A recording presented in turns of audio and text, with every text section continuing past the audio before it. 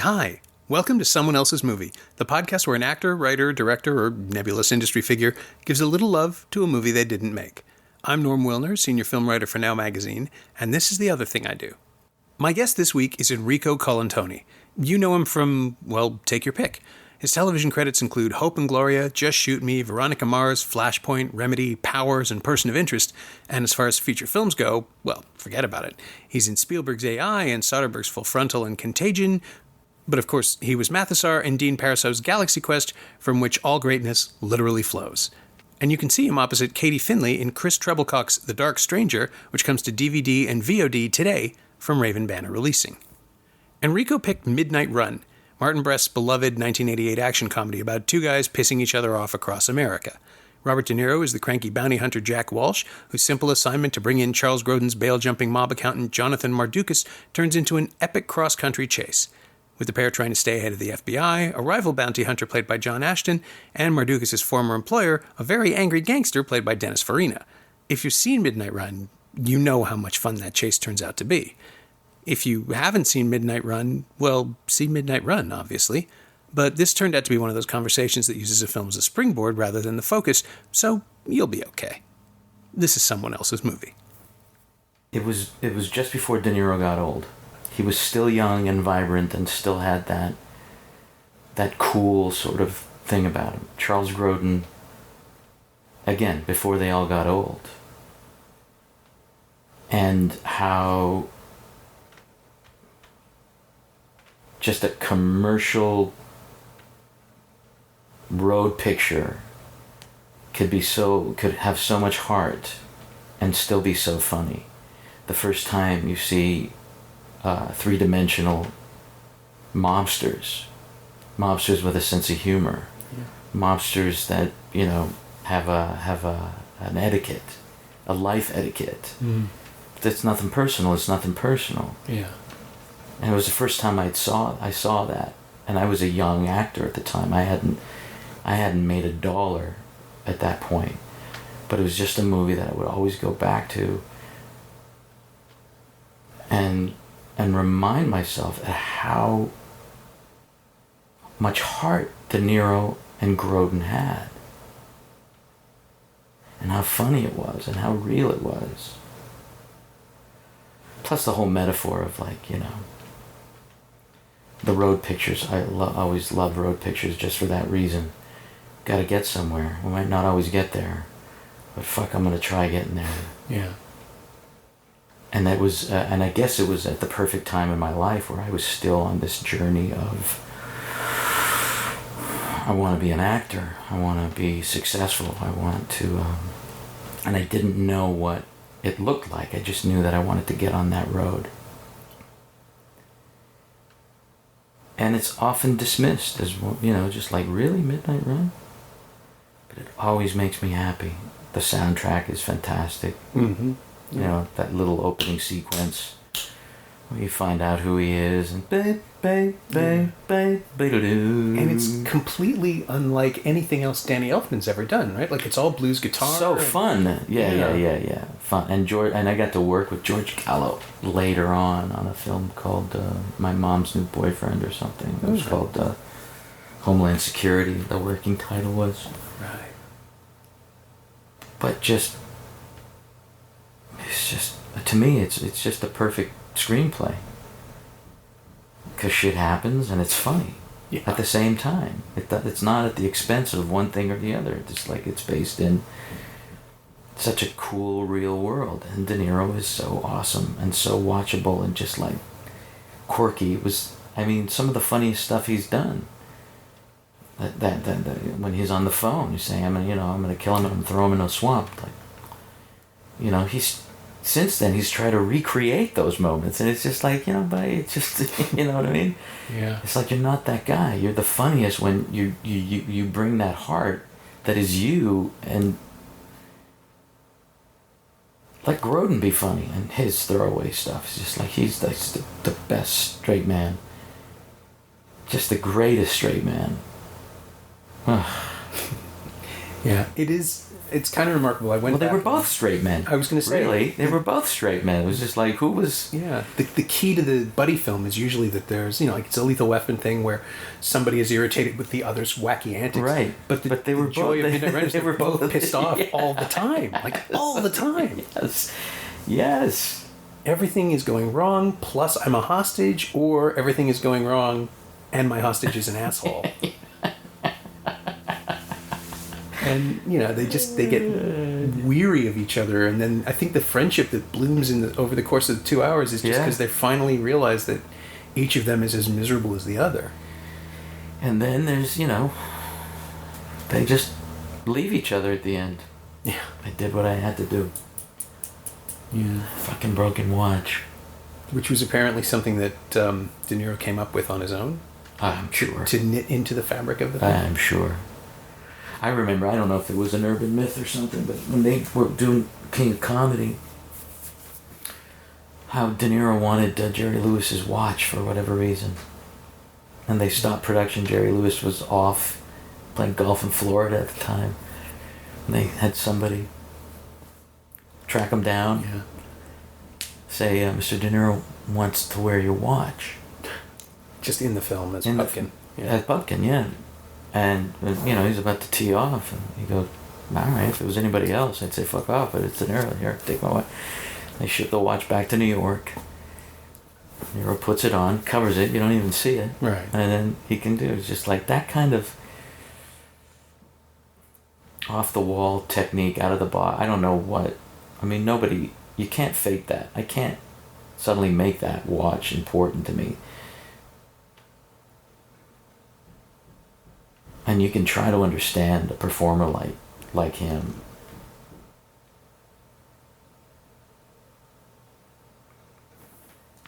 But there's so much about his personal life that you just, he's an outlier.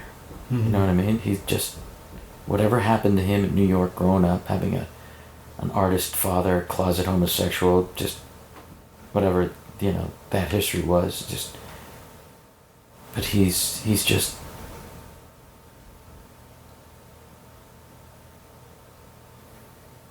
he's still uncompromising to me. When I see him in this film, I was like, there he is. He's still, that's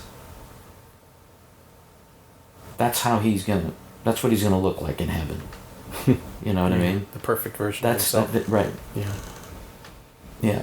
Because anything after that is just like, he's getting lazy. He's getting tired.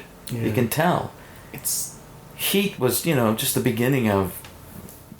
But that other one he did with Pacino was just like, what the fuck are you guys doing? Oh, Righteous Kill. Righteous Kill. It's like, what the fuck are you guys doing, man? Yeah. There's a whole world of legacy wrapped up in De Niro's career, I think, I don't think he understands the way that he's sort of just doing. There's the shift, in 2000 he makes Meet the Parents, and suddenly he gets offers for comedy, and he starts to sort of tack that way. But yeah, Heat's that sort of perfect fit for him as a character. It doesn't require him to do a lot of work, as opposed to something like Midnight Run, and this is the thing that just stuns me. Midnight Run is a year after The Untouchables and 2 years before Goodfellas, and it's like watching somebody 10 years younger. It's completely... Is that true? Yeah. Untouchables is 87. Yeah. He lost the weight. He does Midnight Run. 2 years later, he ages up a little for Goodfellas, because remember, the character ages over 25 years. Yeah. But at the end of Goodfellas, old De Niro is the one that we get for the rest of his life. For the rest of his life. That's him now. For the rest of his life. Yeah. Isn't that interesting? And that's it's almost 30 years ago now from Midnight Run. It's 28 years. And it really is like he doesn't look quite as clean as, Vito Corleone, but he's grizzled, but it's not an unhealthy aging grizzled. It's just like he didn't shave and he's maybe missed a haircut. Yeah. Yeah, and I guess it's the same way of saying it's the last movie I thought Goodfellas, because he's working with his old buddy and stuff. But that's so interesting. Yeah, it's the comedy too, because in the other films he's not playing. It's the real comedy. Yeah. It's a real comedy. It's not a bullshit comedy. It's not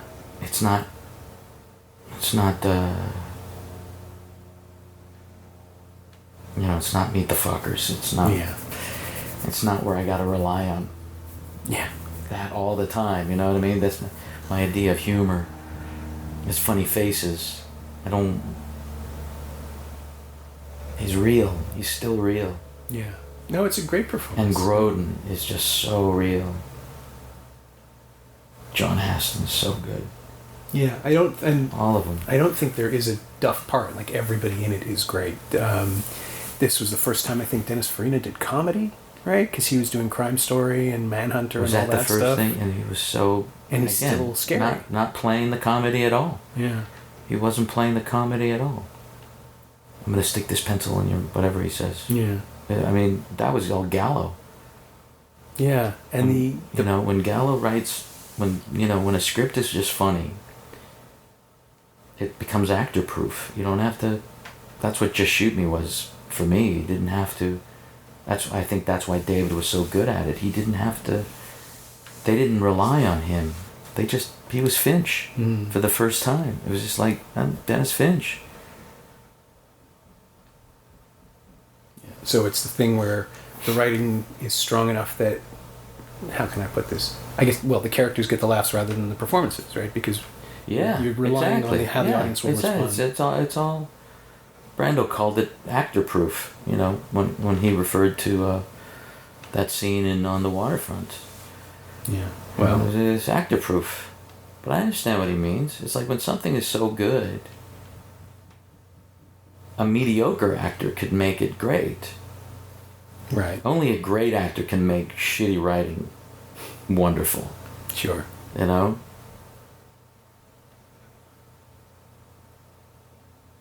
But with this, you have great actors and great writing, and a director. And it's completely commercial. Yeah. It's not an art house film. It's a buddy road picture. Oh, no, it's a full-on crowd pleaser. I'm stunned that it wasn't a bigger hit. Me too. Every time. Every time. I'm reminded of. I did the research. I looked it up. It's like number 29 for the year. Are you kidding me? Every time. I just couldn't understand it. But thanks to cable, I guess primarily, and also video, it just never went away. Thank God. So yeah. So you have. I mean, that's the great kind of backstop of the industry after the 80s, is that movies just didn't disappear, and you could... Not anymore, right? You can linger and catch them. Not anymore. People can rediscover the TV, too. The same thing happened to television. Sure. I never thought those were going to hit. When they released the first VHS tapes of television episodes, I think it was The X-Files, and they were selling them at sell-through for $20. Yeah. You could have 2 episodes, and I'm like, are you kidding? Anybody who watches The X-Files tapes it. I mean... Everybody knows that. Presumably, if you have a VCR that you can play these tapes, you have already recorded it to watch the show. Everybody knows that. That was the show for obsessives. And of course, that's what it was. They were so obsessive, they had to have the new cassettes. They had to have the perfect versions.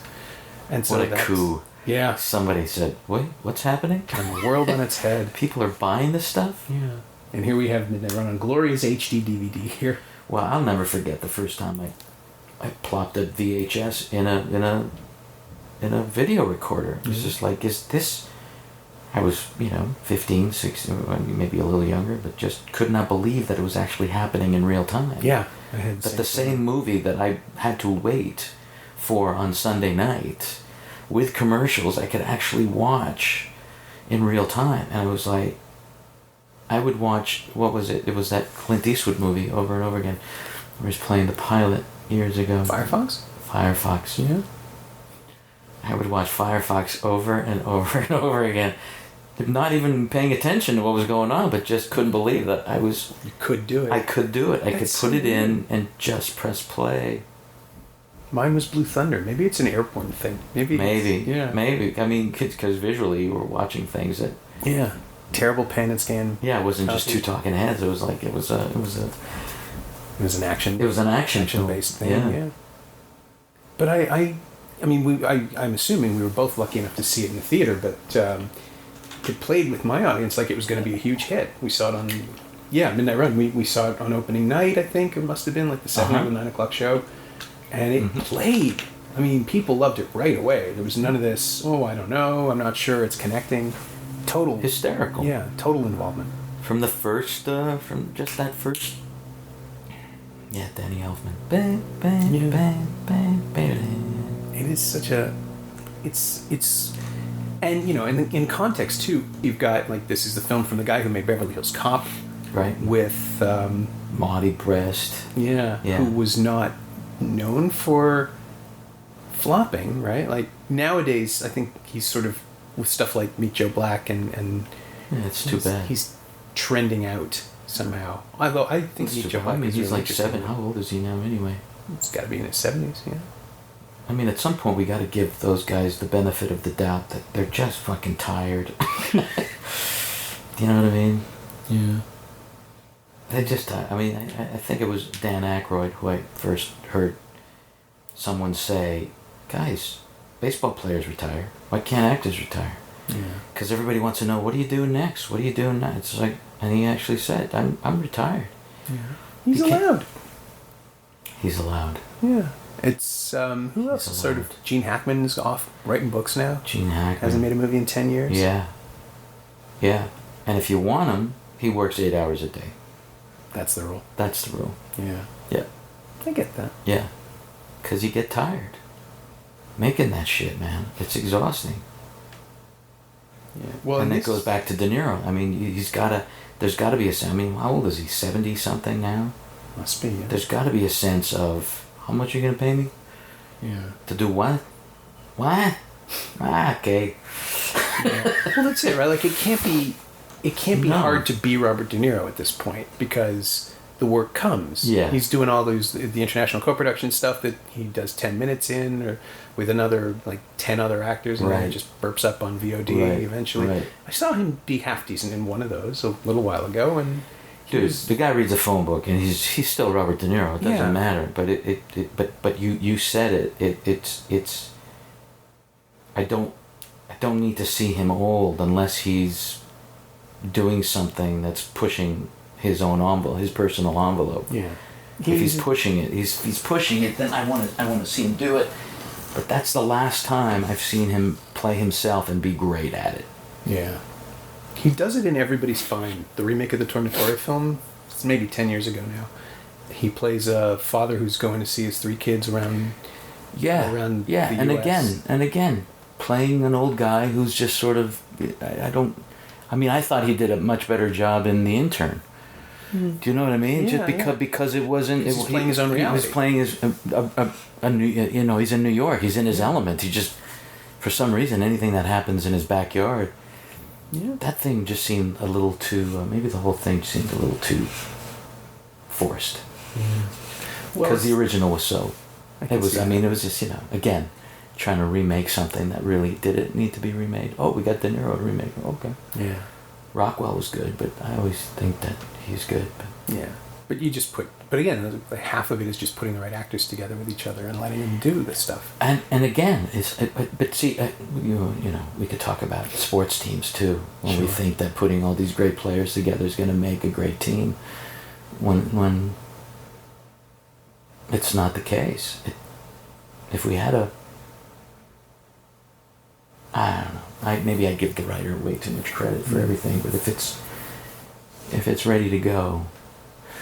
Let me talk about Galaxy Quest for a second, because there was a film that was such a funny idea that everybody around the table reading it was wondering, why hasn't somebody made this movie already? Right.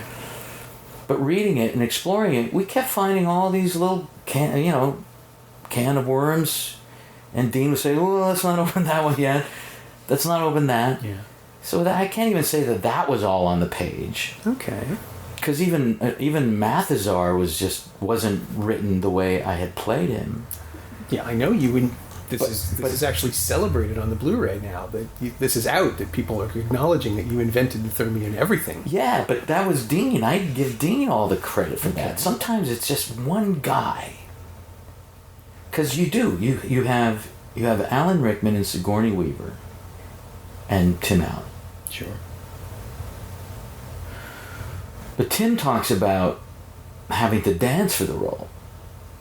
You know what I mean? Mm-hmm. It was the first time he actually walked out of a meeting going, "Oh, you mean I have to sell myself?" Oh, I didn't realize. Yeah, because it wasn't a Tim Allen movie. Sure. You know what I mean? It wasn't Santa Claus. It wasn't built for him. Yeah.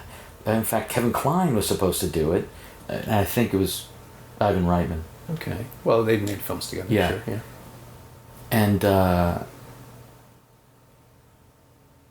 And then something happened where somebody didn't want somebody, and they all went, "See ya." So it was a month and a half before they went into pre-production that they hired Dean. Okay.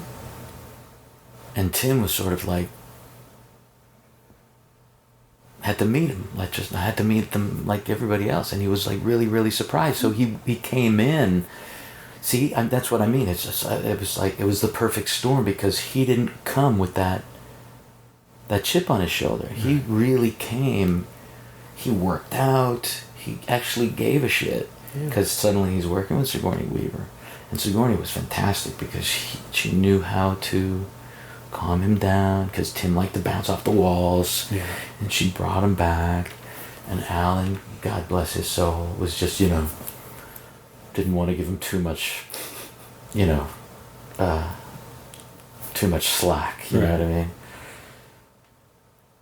I haven't been able to watch it again. I've been craving it, actually, but after Rickman died, I'm not ready yet. Yeah. And but it was accidental. It was almost accidental, because God, it would have been because Dean was just sort of like, there's no time to overthink this shit. Mm-hmm. He didn't have the time to overthink it.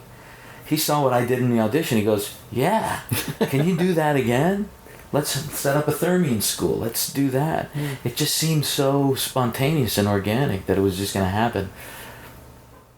That's amazing. And it would have been so different with Klein. Yeah. Like, not only would he and Weaver be too relaxed with each other. Yeah. Because they worked together a bunch. But he would have, like, I can feel his performance. He would have gone for Shatner, and Tim Allen just being Tim Allen is perfect. Yeah. Wow. Yeah, no, that would not have been the same film. And the whole time, even when Dean was cutting it and we were doing ADR, some of the funniest things on screen, he was like, "We'll see." Really? We'll see. Because there's always the fear that there's more fun making something than people actually watching it. Yeah. And that's what we all sort of felt. We were all having such a great time. Is it going to translate?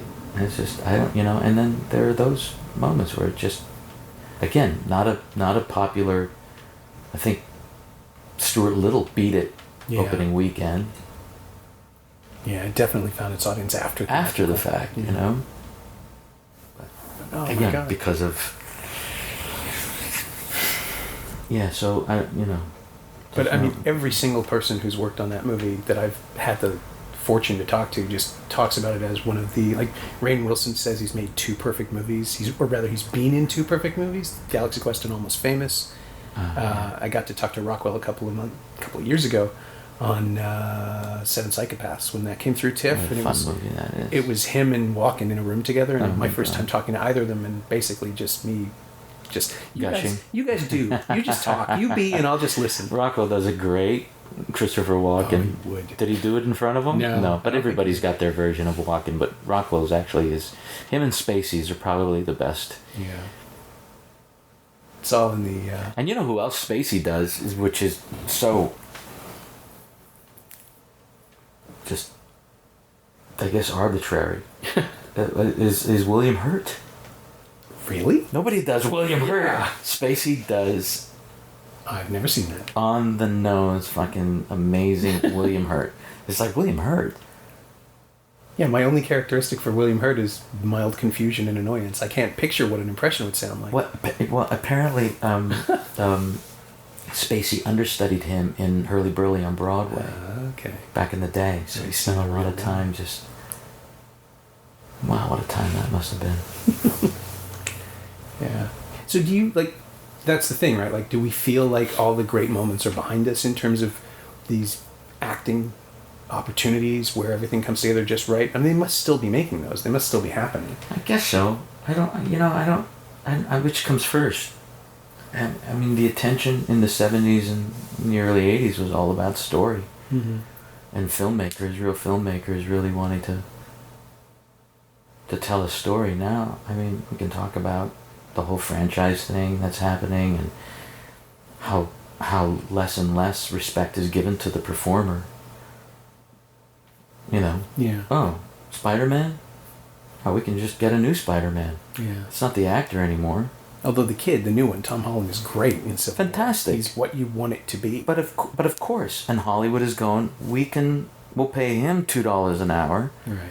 And he's our new Spider-Man. We don't need, Andrew Garfield anymore, who was a fantastic Spider-Man. Who had humor that Tobey Maguire didn't bring.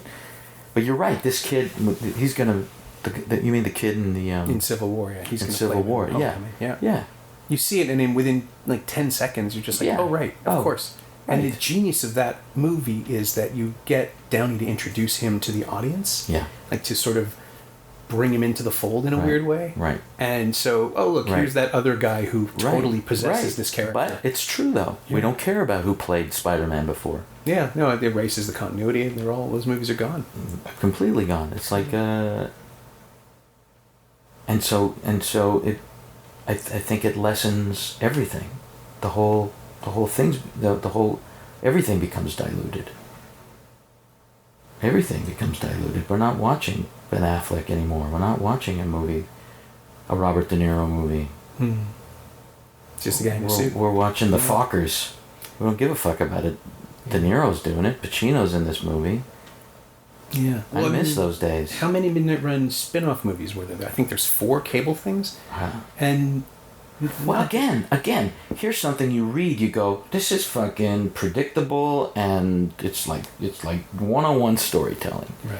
What makes it wonderful? I don't know. The Godfather. You read The Godfather, it's just like, that's not me, Kate, that's them. Yeah. You know what I mean? It's just like, really? It's so blatant and on the nose, but it's like everything else. It sort of rises to the occasion. So I don't know what people are watching now. It's like we have to read about these independent films coming from New Zealand or from Australia that says, whoa, they're making some really interesting stuff. It's like, what are they making? You mean they're paying attention to story and characters and good actors? It was like, oh, really? Is that... And then the guy who makes the New Zealand movie is making Thor.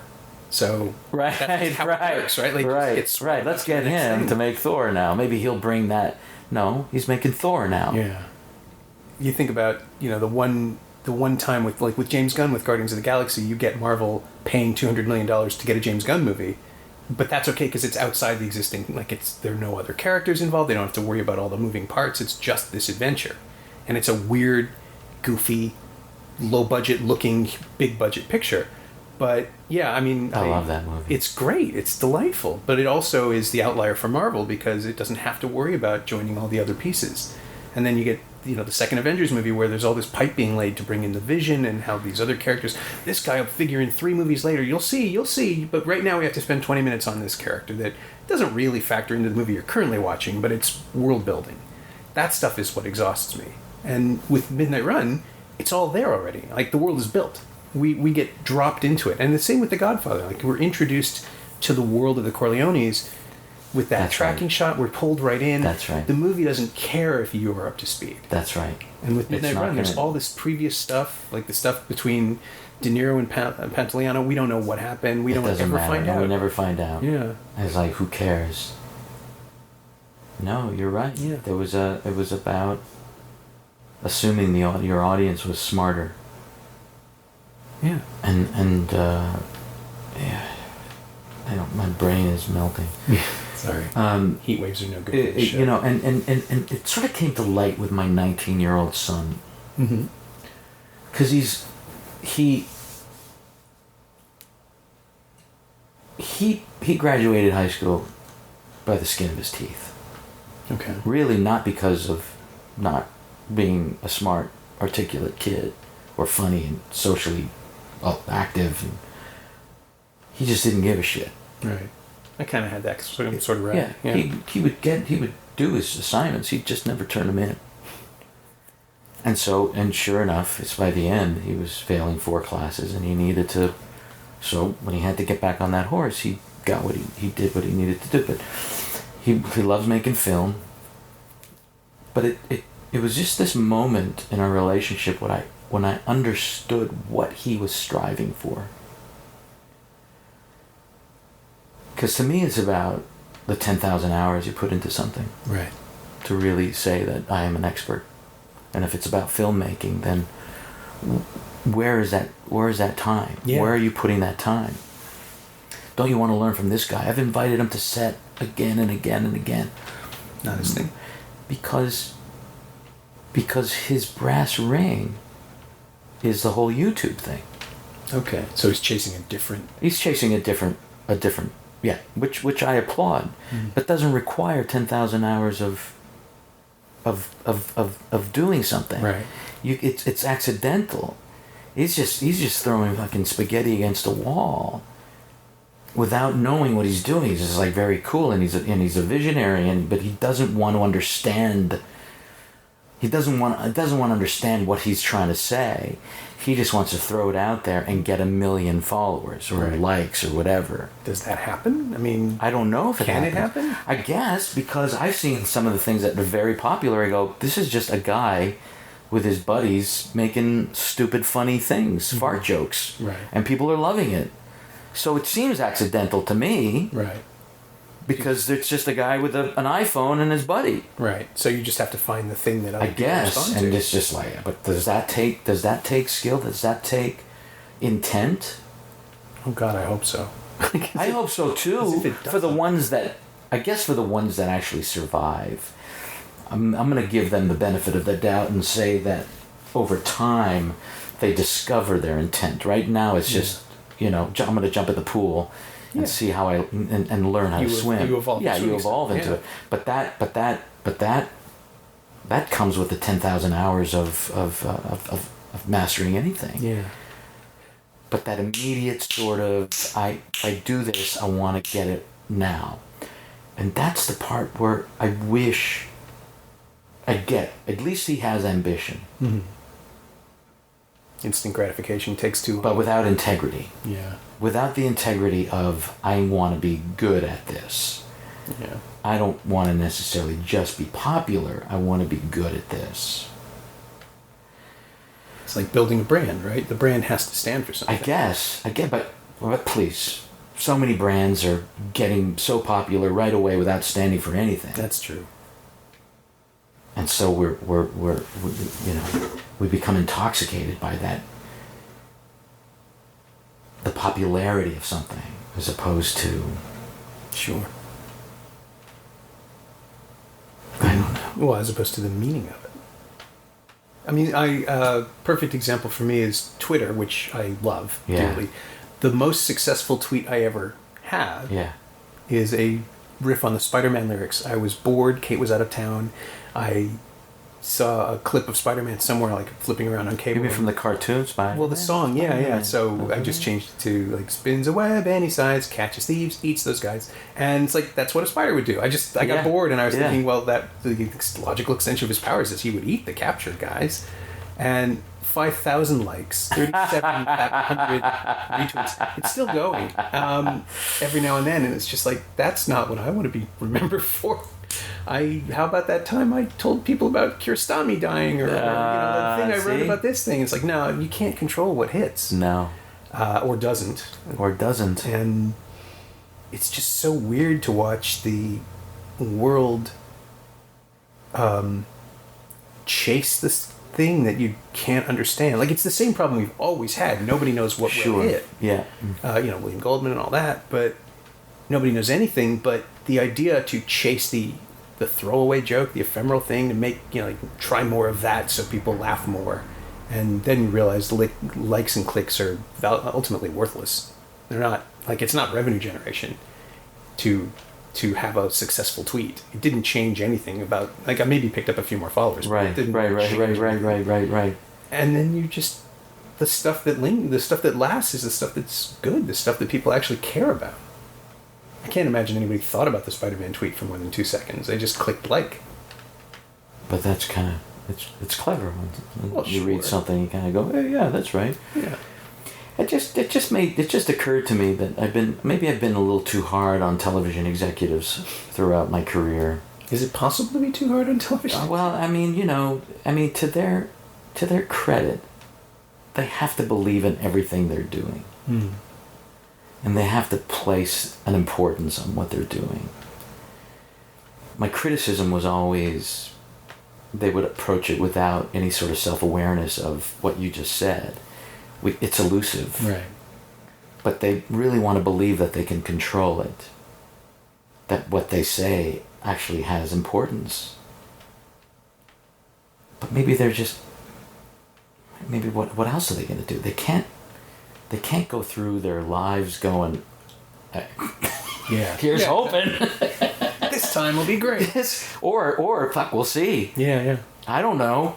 Do you know? Who knows? Yeah, I suppose if you project confidence, then people assume you're confident. If you admit that you have no idea what people will go for, like throw something out there in the world and see how it does, you get eaten. Like, you don't get the opportunity to do that. No. I remember when we were still doing Hope and Gloria, it was at Warner Brothers, and how Warren Littlefield said no to ER and Friends. Initially, like, didn't want it. Yeah. Like, didn't want it. Okay. Do you know what I mean? What was that? I don't know. What brought him around? I don't know. Maybe it was. Les Moonves was at the head of Warner Brothers at the time. Maybe he reminded him of something, but he didn't like.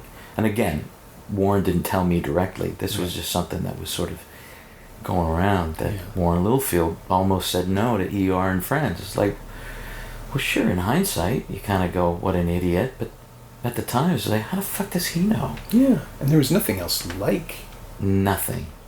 I mean, ER was... Nothing. Because any guy with any taste would have taken Chicago Hope over ER. Yeah. Chicago Hope was... It had the bigger the cast, better and just the stories were just great stories. Mm-hmm. ER is just like never fluffy. Watched either one. Never? No, I think I watched was it Tarantino's episode of ER? Did he direct one? Yes, he did. Yeah, and he brought in characters from Vida Loca or something. I think I watched that. Yeah, he did. And it seemed very frenetic, but I couldn't tell if it was Tarantino or the show. Maybe. I don't know. was never a big medical show guy. Yeah, I don't blame you. And I say that realizing, of course, you've done one. Well, again, I never called it a medical show either. I always and Greg and I agreed it was a family drama that took place in a hospital. That makes sense. The procedural of the week was sort of peripheral in how he filmed it and how he wrote it too. Just like, but it was more about which is what made it so. It did feel like family. Going to work was probably the best experience I'd ever had going to work anywhere. Yeah, that's nice. Yeah. Plus, they treated me differently. They let me direct episodes. They let me, Greg included me in where the stories were going. I didn't feel like I was just a gun for hire. Right. Do you find that more with the Canadian productions in general? They seem to... Well, I think Canadian productions are just fearful of actors. They, nobody wants to give anybody credit. Right. Nobody wants to share credit, and they certainly are afraid of an actor taking control of something. Mm-hmm. But Greg, because he was an actor, he wrote for the actor. I mean, if you read an episode of Remedy, it's a 44-minute show, but there's 75 pages. Okay. Anybody reading it would go, this is undoable. Get the fuck, bring me a 50-page script. Right.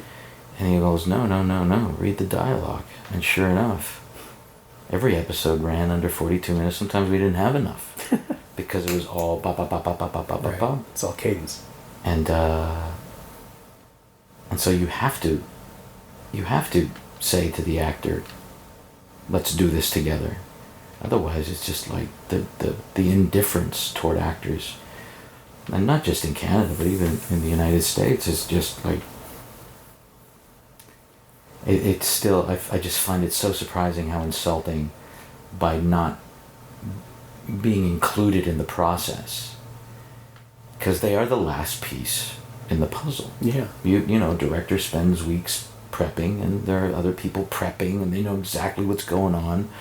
And an actor is just literally escorted onto set without any sort of context of anything, and they're expected to just stand there say what's written and not waste anybody's time. Right. That's still true. Yeah, well, television too, and like as episodic has gotten more expensive and elaborate, it would have to, right? You'd have less time to actually shoot. Yeah. I mean, you've worked on massive production. Like, Person of Interest is a big show. Big show. Big show. So, as far as I've been trying to figure out a way to bring it back to Midnight Run that's rooted in the writing. I'll get there. That's awesome. No, this is a pleasure, and awesome. The insights, like, that's the whole point. But as far as the level, the scale of writing, like, movies, television has sort of supplanted movies as the writer's medium now. It's sure all has. become very, very action driven and concept driven, and on TV you get, like, I could believe that someone would pitch a Midnight Run series or sort of try to get the idea, well, you know, there's a case of the week or something. Yeah. And they did do 4 television movies with Chris McDonald, and they're just not satisfying because they're not the movie. Because Midnight Run, the movie, has both this amazing intricate script and deep character design, but it also is cinematic. Like, it actually feels like a film. Yeah. I mean, there are places in America that I want to go back to Sedona. Yeah. You know, I want to see those places that Chicago.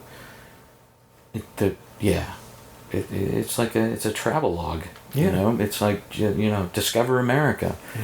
Well, the best road movies really do make you want to go there. The journey, right? Because and also whatever happens to you won't be as bad as what you see. Amarillo, Texas. I'd never wanted to go to Amarillo ever in my life. I can't wait to get there. I want chorizo and eggs in that one diner. Chorizo and eggs. That's a Lyonnaise potato. Yeah. That whole sequence is just a masterclass in acting, and just a way to sort of sell people on who the person is through the most basic dialogue. Just the way that looking at the change. Yeah, or the way that the coffee. Yeah, how much is coffee? That one exactly. How much is tea? Yeah, I'll have tea. It's the resignation. It's because that's the point. Like, that's before the flight sequence. That's before the breakout. Yeah. There's that moment where you're just watching these two amazing characters. You're not thinking about it as De Niro and Grodin. No, you finally at that stuck. point in the film, like, you've assimilated into. And they are stuck. Yeah. They are stuck.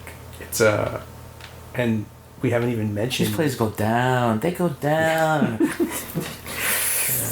Again, even funnier when you figure out that it was a performance. Like, that's on second viewing you get to watch. You can watch Yaphet Kotto being this magnificent slow burn. Poor Yaphet Kotto. Oh, he was great. Poor Yaphet Kotto. Apparently he hated it.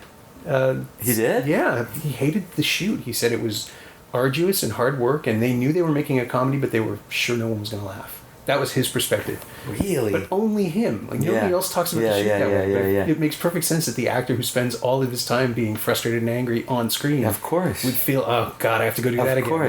Of course, because I'm the butt of everybody's joke. Yeah, and he's Agent Fostergrant.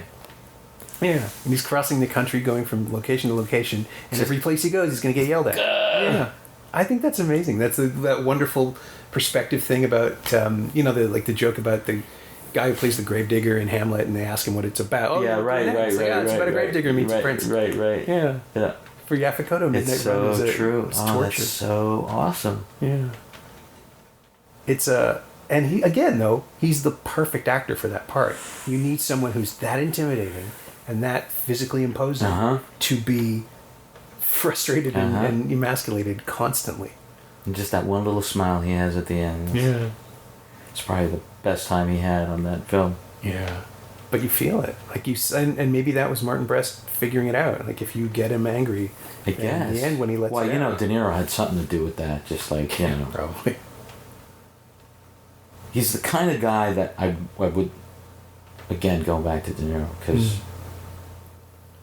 he's the beacon for me and always has been. Yeah. And I've met him on several occasions, but I've always met this De Niro. Here, give me your hand. Yeah. Oh, okay. The non-committal. Yeah. You know what I mean?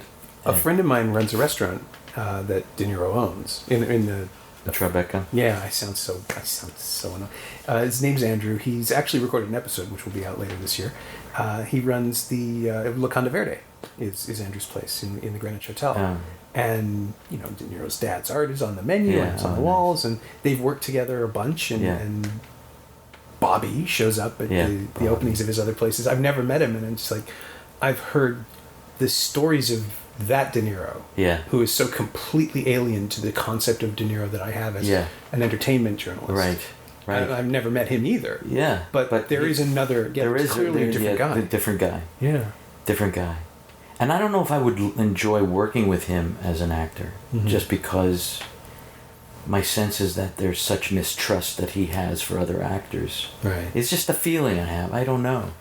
Because you hear stories about, what he would do to get certain performances out of actors. Right. Do you know what I mean? Like off camera and stuff. And it's just like, really? That kind of weird method. That kind of weird method kind of thing that you really...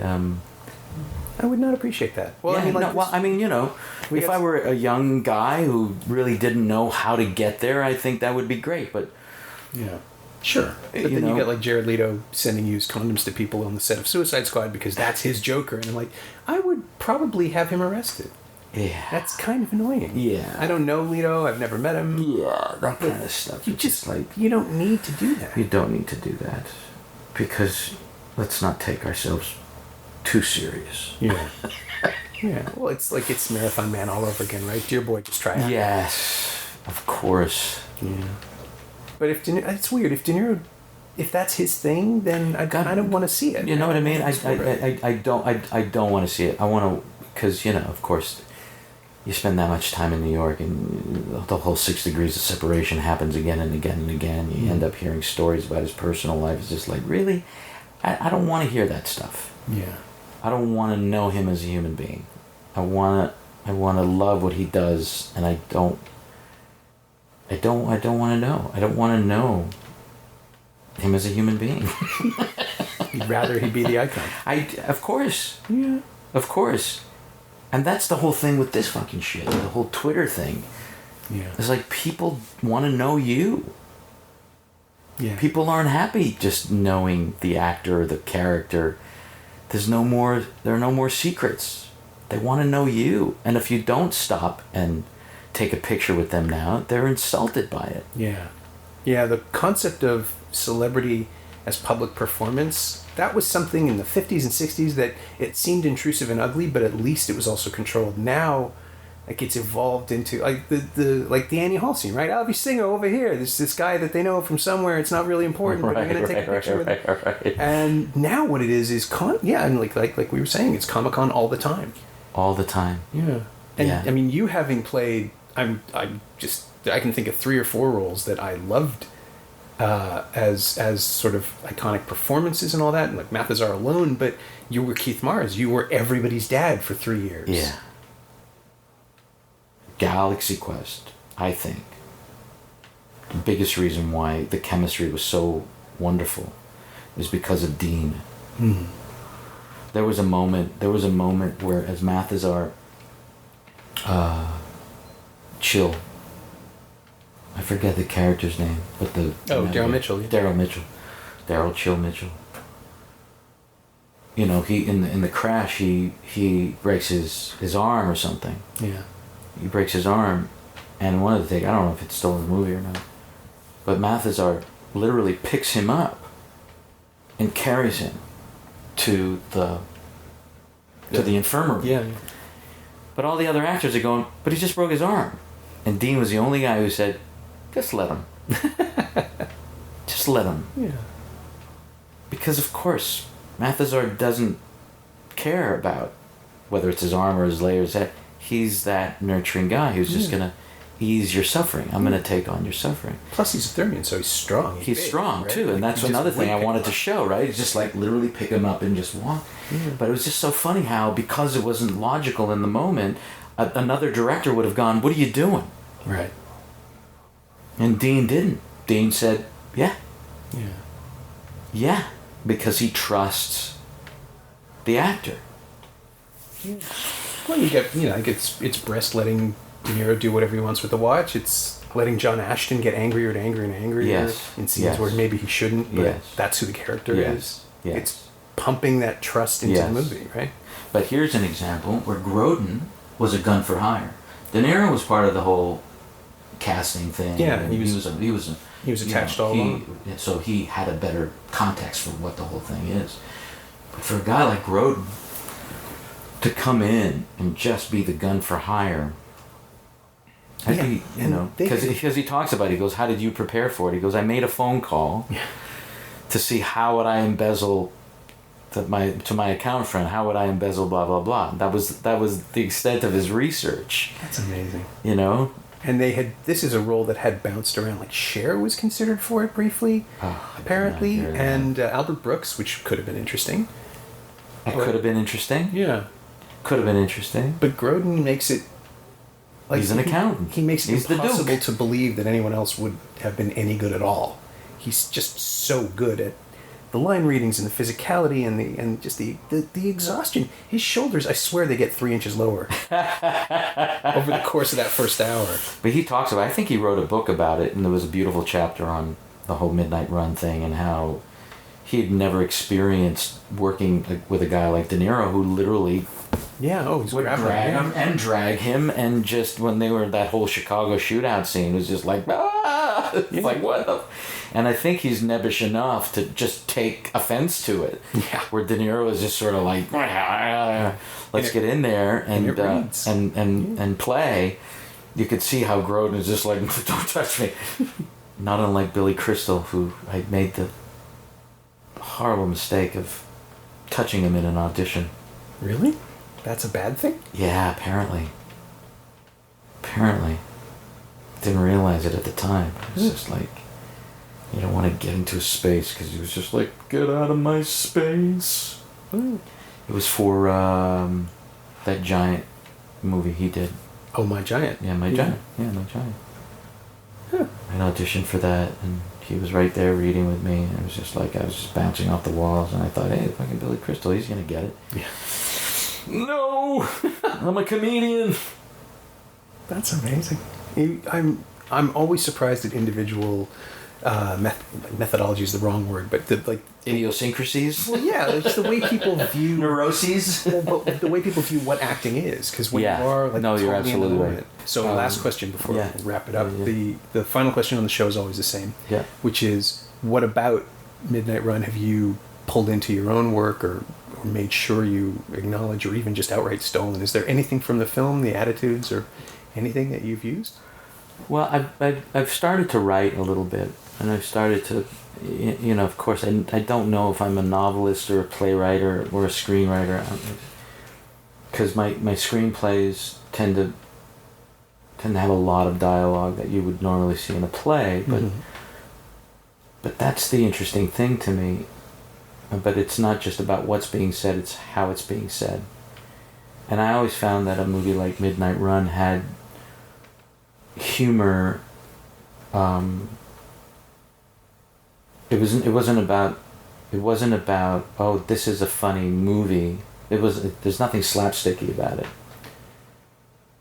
It's, again, real characters saying real things under funny circumstances. Yeah.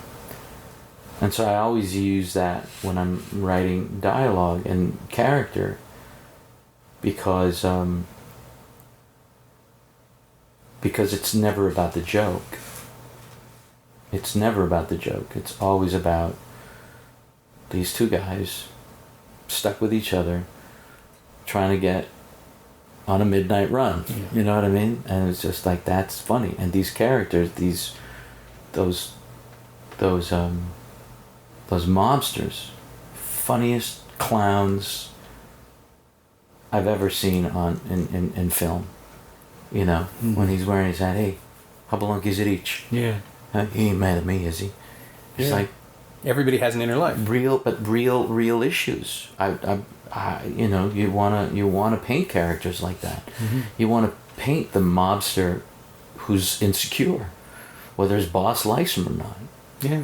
And you wanna even a guy like Dennis Farina who will kill you with a pencil. Actually, he was like probably the most on the nose character for me. I mean, he had to be. Yeah.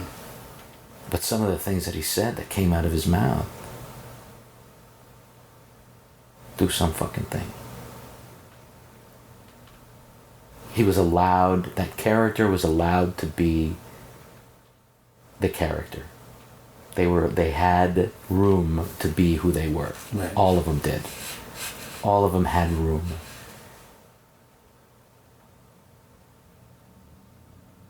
And maybe if Yakut Koto, wasn't so tightly wound, he might have found something else in that performance. But to me, they were all the characters were allowed to be, and even Dennis Farina's two-dimensional bad tough guy had room to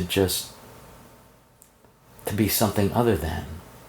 Yeah. Well, I mean, his threat at the end is so chilling because it explores. Yes, and here's a guy who's willing to risk. He literally comes out and makes himself vulnerable. Mm-hmm. Yeah. Just for the fear, and it's Grodin's line, who says, "What is he afraid of? What is he really afraid of?" Yeah. And it's true. He got to play that fear of like, oh, here's what makes the guy vulnerable. Here's what makes a guy a killer vulnerable. And he was allowed to show that vulnerability. Yeah. The movie, the character, he was allowed to show that vulnerability. It wasn't just, fuck you, I'm going to come in and just blow your brains out. He exposed himself because he was afraid. And when the way he took it, and ran away, it was like, you're just not allowed to do that anymore. Yeah. You're not. So that's what I. When I write character, I want them to be allowed to do things like that. Yeah. I really want them to be allowed to have those vulnerable moments and show it, not just talk about it, not just speculate, but really, really show it. And that's what. I mean, it's just so funny how it just came when they told me what this show was about. I mean, I love a lot of films. Yeah. But that just... Yeah, it's great. I love it when that happens. It came, it's not, wasn't The Godfather. That would be a different conversation. Yeah, that would be, but it is. It's commercial meeting, maybe just all the elements working together to make something that could have easily been two-dimensional and flat. Yeah. Because you've seen it a million times before, but because of the director and because of the writing, it was allowed to just breathe. Yeah. Yeah, it's a freak accident, right? Like, it's the thing that people will be trying to duplicate forever and never even come close to. Yes. Yeah. What was that book? It was Charles Grodin's book. Mm. Something from a wheel, Oh, the one I read was the earlier one. It would be so nice if you weren't here. Oh. That was his first autobiography. I think, something like an autobiography at the time. Yeah, there was a chapter about it. Oh, now I have to go find that. Just how they were so different, but just how they were completely different. But then De Niro talked about how, Grodin was perfect for that. Right. But he was analytical about it. It was just like, no, that's where, it's perfect. I don't know. Yeah. I mean, even George Gallo's been trying to recreate it. Sure, yeah. Why wouldn't you, right? Just try to recreate something that is just so commercial, but all the elements were allowed to breathe. Yeah. There was apparently a rumor that someone at Universal was trying to mount a sequel around 2010 with De Niro coming back to help the Duke's son. Which, right? No. Yeah, no. I want to believe that the reason it hasn't happened is because De Niro even knows that wouldn't do it. Yeah. Unless they pay him enough. No. Who knows? I don't know. I don't think he's that guy, but... No, sometimes you just know when you should leave something alone. Please leave it alone. And it's kind of funny how all this talk about the remake of Galaxy Quest... Yeah, what is that? I stopped hearing about it since Alan's death. It's going to be a Netflix series or something? It was supposed to be on Amazon. Okay. But they they just stopped talking about it since Alan passed away. And I don't know how pivotal he was going to be in the whole thing, or what the concept was, but my reaction has always been, where's the engine to that show? Yeah. It's over. So the movie, it's done. The movie told that story. That was my first. Yeah. And I mean, admittedly, you can reinvent, you can relaunch. It's certainly been proven that you can bring new life to old properties here and there. But there are some movies that's what William Goldman called the non-repeating phenomenon, which he said was an excuse that executives come up with to explain why they didn't see it coming when something's a success. Well, we couldn't make one of those. It's a non-repeating phenomenon. People just went for it. But Galaxy Quest is one in that it should not be repeated, to my mind. I don't think it needs another story. That is, like, I'm happy knowing that things went on that way. I agree. Yeah. And whenever I was asked, do you want them to make the sequel, I go, no, please don't. Yeah. Please don't. Let it live like that in heaven. Yeah. Where it's De Niro, that's the perfect object. He's the perfect Robert De Niro in that movie. Just perfect. Every little thing, his bold legs. Yeah. Pumps, skipping down those stairs. That leather jacket. That frumpy leather jacket. That's just. Yeah. That's how I want to remember him. My thanks to Enrico Colantoni, whose new film The Dark Stranger is available today on DVD and on demand in Canada from Raven Banner Releasing. If you're in the US, it'll be out in October, so keep your eyes peeled. And follow Enrico on Twitter at Rico Colantoni, all one word. No N. You can find Midnight Run on DVD from Universal Studios Home Entertainment right now, but on August 23rd it gets the deluxe treatment in a brand new Shout Selects Blu-ray edition from Shout Factory. It's also on iTunes and Google Play, because of course it is. And I really do have that HD DVD I mentioned. And trust me, I'm really looking forward to trading up. As always, you can find me on Twitter at Norm Wilner and elsewhere on the internet at nowtoronto.com. You can also find this podcast on Twitter at Semcast, S-E-M-Cast, and on the web at someoneelsesmovie.com. If you want to leave a review on iTunes, that would be very kind of you. This week's call sign is Chorizo and Eggs. Thanks for listening.